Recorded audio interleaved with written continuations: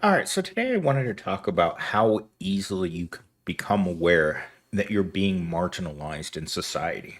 And this one comes from Night Fangs. I noticed when I was laid off a few years back, the Today Show on NBC would always discuss finance around 8:30 in the morning mark, even though the show started at 7 a.m., talking about how to best use your disposable income. This isn't them putting the segment back, but acknowledging the fact that usually low paid workers are getting up really early, not to get into a cushy office job where they get to relax and pretend that they're important. But the working class people usually are at work between 6 a.m. and 8 a.m., unless you're even part of the lower class of people and you're getting up at 3, 4, or 5. I remember when I was working at a call center at Insight, you had to be there by 5 o'clock in the morning, and I absolutely dreaded it because I didn't have a car, especially during the winter time when you're riding a bike at that hour. It's not good for you. When I worked at Walmart, I would get off of work at around 1 to 2 o'clock in the morning. And again, riding a bike home. It wasn't that many miles to ride, but definitely you felt the the fact that you couldn't go into work like most of the people that I see that work in cushy corporate jobs, right? At the headquarters. They come in at around 9 o'clock. By 3 o'clock, they're gone. And they do a lot of flex time. Poor people don't get flex time. You get a time clock. And the time clock feels like such an oppressive force in any job. And I acknowledge the fact that you need a time clock when you're dealing with low wage workers because yes, they aren't there with your best interest in mind. They're there out of sheer survival instinct that they know that if they don't go to work, they won't get paid and then they'll become homeless. That's the thought process inside of any person working a low level job. And I just got back from Walmart and the Dollar Tree, and the average age of your retail workers really starting to show. It's not high school kids earning minimum wage, it's your grandpa earning minimum wage inside of these places. It's frightening to think that maybe one day we're going to be retired, but we're still going to be pushing shopping carts, not in the best shape of our lives either. You're going to have a body and a mind that's been tormented for a lifetime, still trying to figure out why you can't live off Social Security. And the humiliation that comes along with it. It really makes you stop and think every time you look or you're checking out with a cashier that's over 50. And what brought them here? During the 2008 financial collapse, there were many people who worked in finance. Once it collapsed, those people had to go work somewhere else. There are a million people who have lost their jobs in the last 9 months, and these people have to go somewhere. It's not like they can just go right back to the same exact job. I've seen this happen with my own two beady eyes. I look at people and I look at them because you see the paperwork come down the line and you see, uh-oh, that person has just been marked. And they may acknowledge it. They may give you the option to leave gracefully, or they may give you no option at all. Like this YouTube video that I was watching of this Amazon driver a couple months ago, where it must have been mid October, because I remember he said that they were going to all be gone by, I believe, November 15th was the day that they were supposed to all clear out. And it's not like they were kind about it. They weren't going to give you a severance. You weren't going to get anything. It's like this day, you're no longer employed and you got to figure it out. My heart goes out to every person that lost their job right before Thanksgiving. It's a cruel thing to do, and unfortunately, a very real thing in our present society. With that said, let's transition to my talking points created by ChatGPT today. So it's trying again to more randomize these things for me. So here we go. Every night I go to bed telling myself tomorrow will be better, but the rent doesn't reset at midnight like a video game. We respawn in the same map with the same enemy bosses. That is so true. No matter where you go in life, you're going to respawn and you're going to keep respawning. Every time I open my eyes and I'm sitting at work or I'm doing something miserable, or today I went to the car wash and there was I'd say a 30-year-old blonde woman working at the car wash that seemed so out of place there that I wondered what it was like every time she closed her eyes. Because, and I did a video on this a few months ago where I said, you know that the economy's finished when attractive people start taking minimum wage jobs. Sorry, not sure why my throat's all suddenly got all scratchy. But but there she was standing there. God, my throat just got really, really dry. Just suddenly.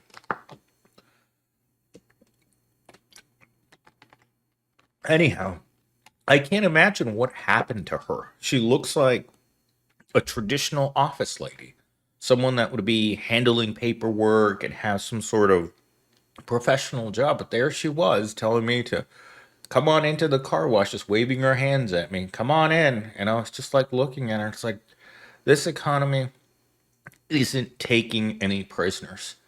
It's taking anyone who loses their job and shoving them into the humiliating world of retail, warehouse, car wash, wherever you can wear a uniform and feel like life has kicked you in the jewels. Because that lady wasn't there because she wanted to be. She probably has kids. That's one of the main factors that I've noticed in this world as to when people will do the worst of the worst kind of work is when they have kids. It's almost like you want people to have children so then you can take advantage of that need. Because you can't just say no. You can't just sit in your parents' basement and say, you know what, I'm not going to take this job. I'm better than this job, and I can hold out. Now, when you're a single mom and the dad's no longer in the picture, you're gonna do whatever crummy job you have to do, and that's a terrible thing to be able to hold over someone. It's like, okay, you have to work. You have to work not only here at the car wash, but after you're done working at the car wash, you may have to go. Who knows what you do behind the Taco Bell at night? But let's move into talking point number two. If working hard made you successful, every warehouse worker, nurse, janitor, fast food employee would already be a millionaire. Instead, we just get back pain and be grateful to have any job. The economy doesn't need to control us with chains, it just controls us with rent. And I talk about this all the time. It's the controls constantly there. This morning, while I was driving my car to the gym, and you looked over at that closed down restaurant over on the corner and you see all those people standing around. I saw one guy that looked like he was actually sleeping while he was standing up. His eyes were closed, his arms were crossed, and he was just kind of like moving back and forth, like in a trance or something. And I just kind of looked at it. If that isn't the motivation you need to constantly keep going to a place that you know you don't want to go to, I don't know what is. And I've said that for years, that they're out there for a reason, to intimidate the working class, to show you that there are worse things in this world than going to your crummy job. There's being that guy with no one who cares whether or not you wake up tomorrow morning. Which in my last script, I talked about this a little bit. And then I wanted to elaborate on this, on why people don't have any friends anymore. And I think a lot of it has to do with the way that we see ourselves when we compare ourselves to people that are doing better or people that are doing worse. Because right now, I I've noticed that The people that I engage with are usually half my age, and the reason for that is in their age bracket, they are financially the most unstable they're going to be right now, probably for the rest of their lives. Most heavily rely on parents in order to pay bills.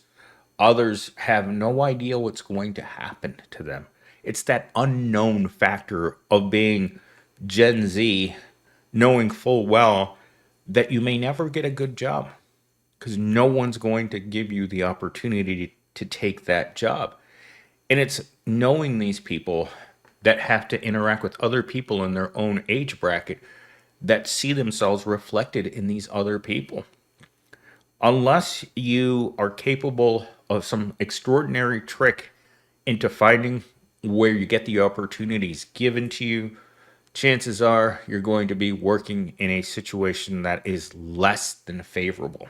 And by less than favorable, I mean put on your chicken costume, get out there, and simp your way through life because there's just not, how do I put this?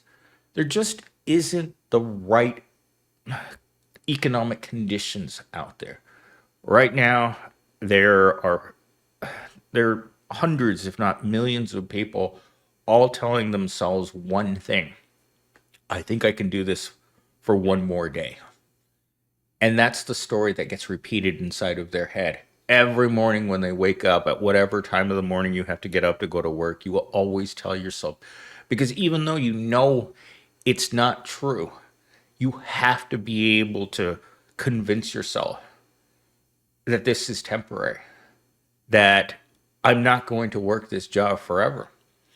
And that thought process is what I had when I was working at Walmart, is that this isn't me. This is temporary. Even when customers would look at me and just look sad in my general direction, I'd say, this isn't me. Like I would tell people all the time, this is something I'm having to do right now to survive. But then the years pass, and suddenly you're getting your 20-year trophy at Walmart, and you're just like, uh oh, what happened? You don't even remember what happened because when you go to a job like that, you try to block out everything you're doing, every experience, every day. You try to block it out because you don't want to think about it in long term. And this was something that the people I worked around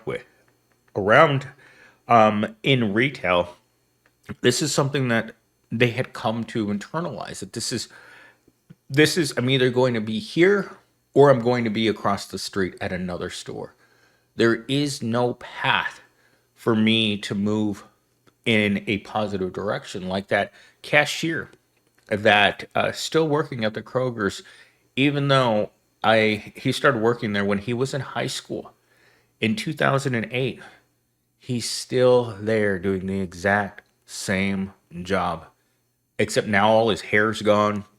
He's, I don't know, he's got to be like 35, still living with his parents, no car, has never lived on his own, has some community college, and he's a grown man who has to play video games in order to be able to tune out all of that negativity in his life because obviously he keeps showing up.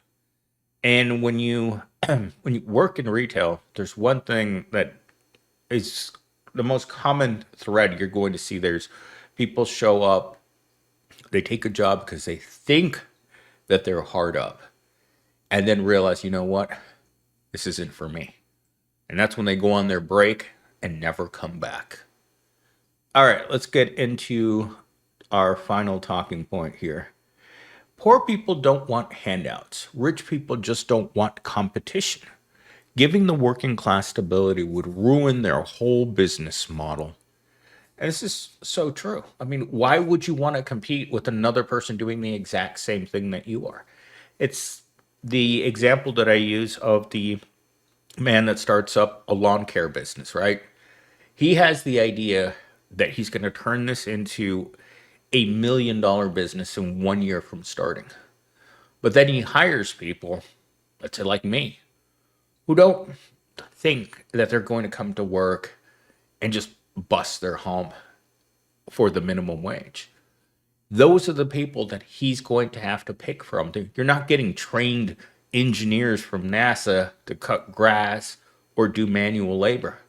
You're going to get people who are in survival mode, people that have been working crummy jobs their whole lives and know that working hard in these types of places doesn't mean anything.